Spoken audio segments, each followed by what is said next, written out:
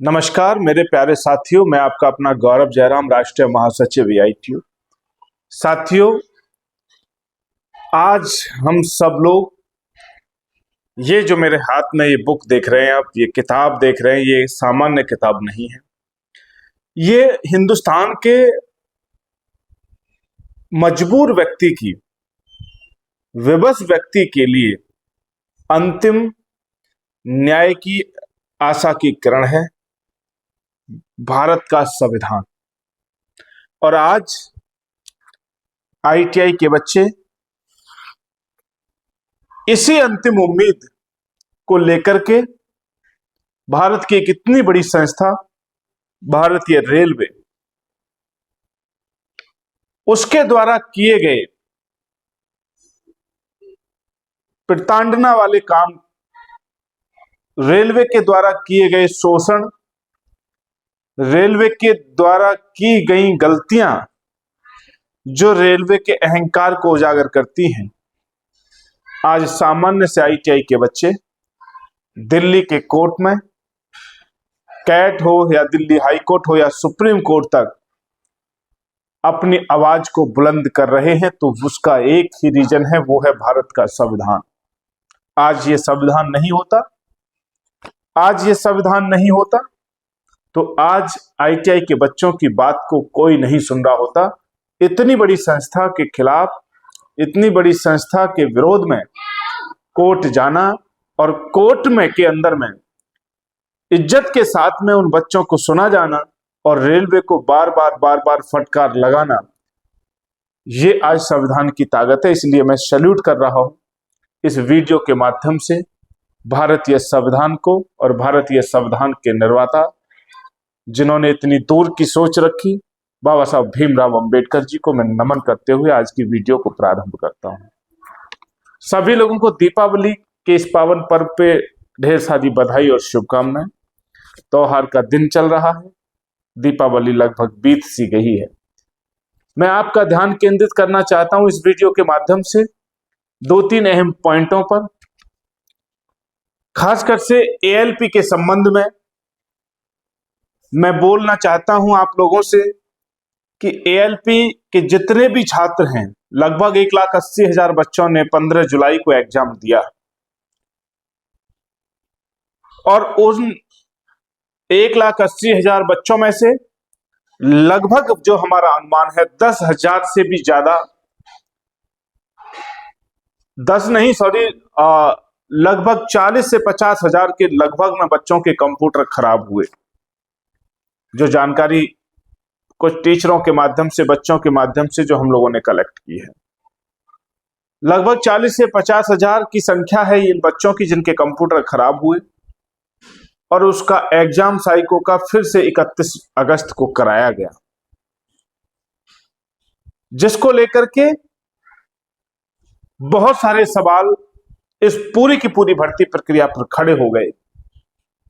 पहला काम रेलवे ने जो किया वो बहुत गलत ये किया कि जब कंप्यूटर खराब हुए उसकी जानकारी बच्चों से ना सेंटर के माध्यम से कलेक्शन करने का कोई भी प्रावधान पब्लिक में रेलवे की तरफ से नहीं दिया गया। बच्चे को कहीं भी अथॉरिटी नहीं दी गई कि वो बता सके कि मेरा माउस में कमी थी या मेरा मॉनिटर में कमी थी या मेरा नेटवर्क प्रॉब्लम थी।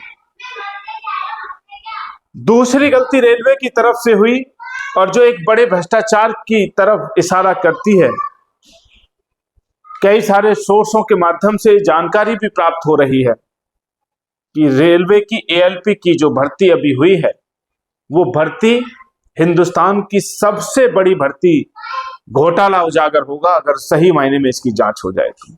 ये बातें क्यों कही जा रही हैं, ये सवाल क्यों उठ रहे हैं? ये सवाल इसलिए उठ रहे हैं, इसके पीछे का रीजन मैं आपको बताना चाहता हूं इस वीडियो के माध्यम से। जैसे ही 15 जुलाई को एग्जाम हुआ, कंप्यूटर खराबी की समस्या सामने आई, देश भर के अंदर में हमारे AITU की तरफ से और तमाम टीचरों की तरफ से एक प्रयास किया गया रेलवे को जगाने का, ये कहने का कि भाई ये सिस्टम खराब हुए। रेलवे ने उस बात को माना और कहा कि हम लोग चेक कर रहे हैं। रेलवे से बहुत सारी आरटीआई के हम लोगों ने जवाब मांगे। हमने पूछा कि भाई कितने हजार बच्चों को आपने 31 जुलाई में एडमिट कार्ड जारी किया एग्जाम के लिए, उसका आधार क्या है, उसका बेस क्या है। उसका गोलमोल जवाब रेलवे की तरफ से मिलता रहा। ऐसे हमारे पास 10 से भी ज्यादा आरटीआई के जवाब है।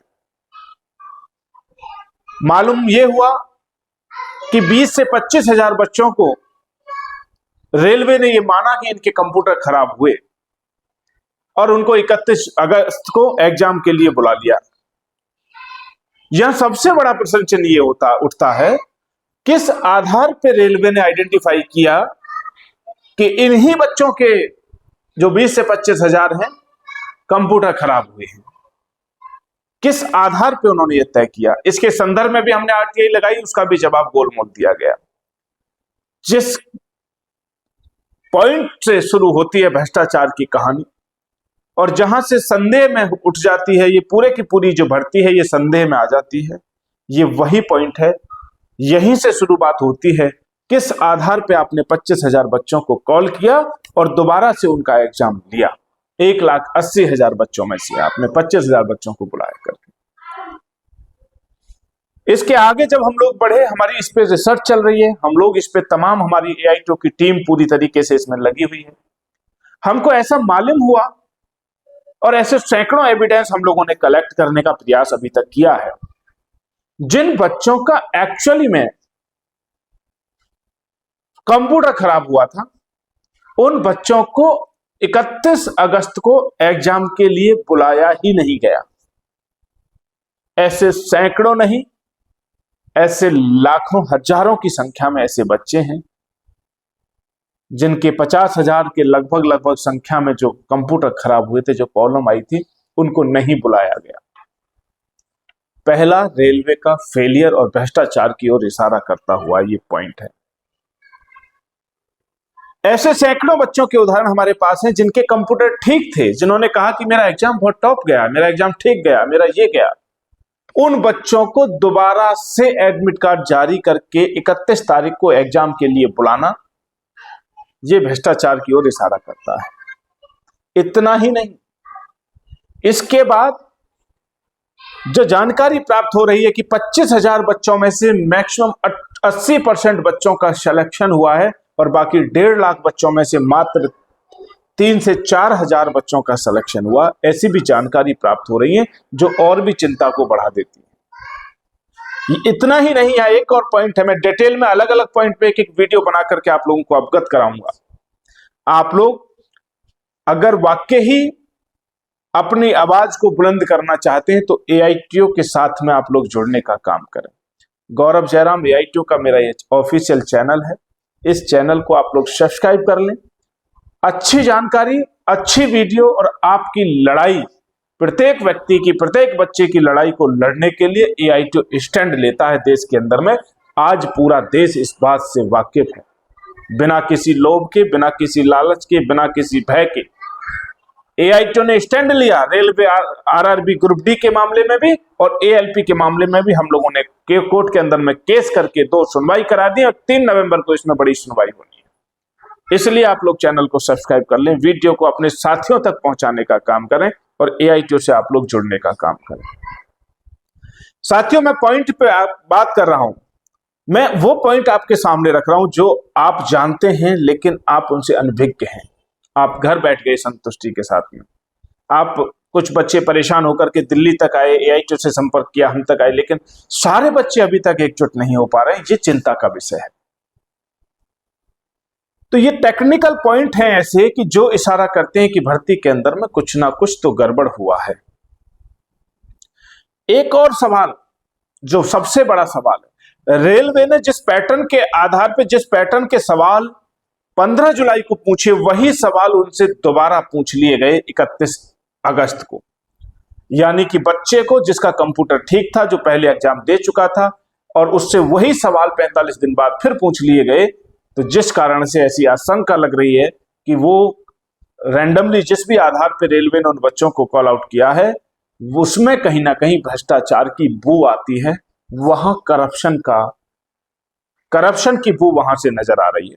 इसलिए मैं आज इस वीडियो के माध्यम से हिंदुस्तान के तमाम उन टीचरों से हाथ जोड़ करके एआईटीयू का राष्ट्रीय महासचिव होने के नाते विनम्र निवेदन कर रहा हूं, आपसे आग्रह कर रहा हूं, चाहे आप सीएससी सीजीएल को आप पढ़ाते हैं, एसएससी को आप पढ़ाते हैं, रेलवे को पढ़ाते हैं, नॉन टेक्निकल को पढ़ाते हैं, हिंदुस्तान के तमाम टीचरों से मैं आग्रह करना चाहता हूं, अभिषेक राज जी हों, एसके झा जी हों, राकेश यादव जी हों, आदित्य रंजन जी हों, महेंद्र पिंडेला जी हों, जुगल जी हों, रमन देहरादून से हों, XYZ जितने भी, खान सर हो, चाहे विपिन मुखिया जी तो चुनाव लड़ रहे हैं, चाहे जो भी टीचर हैं, मैं नाम लूंगा तो शाम हो जाएगी।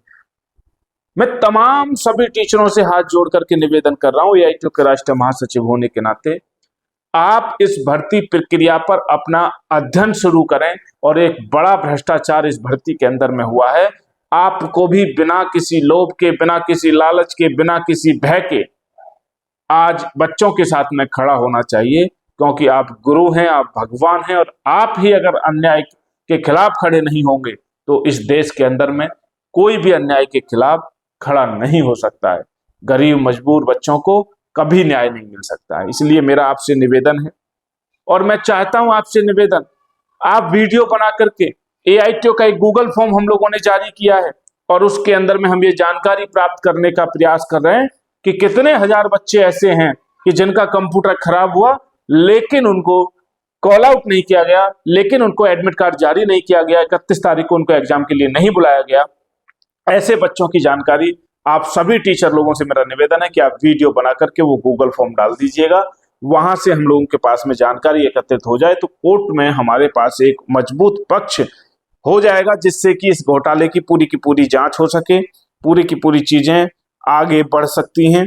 ये मेरा निवेदन है इस वीडियो के माध्यम से कि आप सभी टीचरों को, आप सभी गुरुजनों को आगे आना चाहिए। एआईटीयू एक सामाजिक संस्था है, एआईटीयू किसी व्यक्ति विशेष की प्राइवेट प्रॉपर्टी नहीं है, ना किसी का बिजनेस है। यहाँ पर प्रत्येक व्यक्ति जो टेक्निकल लाइन से जुड़ा हुआ है और भारत का नागरिक है, उसका पूर्णतः अधिकार है, वो एआईटीयू के साथ मिलकर के काम कर सकता है, एआईटीयू में मिलकर के इस प्रकार की लड़ाइयों को और भी मजबूती से लड़ सकता है। तो मैं आपसे विनम्र आग्रह कर रहा हूं, निवेदन कर रहा हूं कि जो लोग अभी एआईटीयू से नहीं जुड़े हैं वो लोग जुड़ने का काम करें, अपने इस परिवार को और भी मजबूत करें। और एएलपी के संदर्भ में टीचरों से मेरा निवेदन है कि आप लोग इस गूगल फॉर्म की मदद से हमें ये जानकारी, इस भ्रष्टाचार की जो परत है उसको खोलने में मदद करें। और बाकी ग्रुप डी के बच्चों से मेरा निवेदन है कि आपकी सुनवाई 28 तारीख को और 30 तारीख को है दिल्ली के अंदर, संभवतः कुछ ना कुछ पॉजिटिव चीजें आएंगी।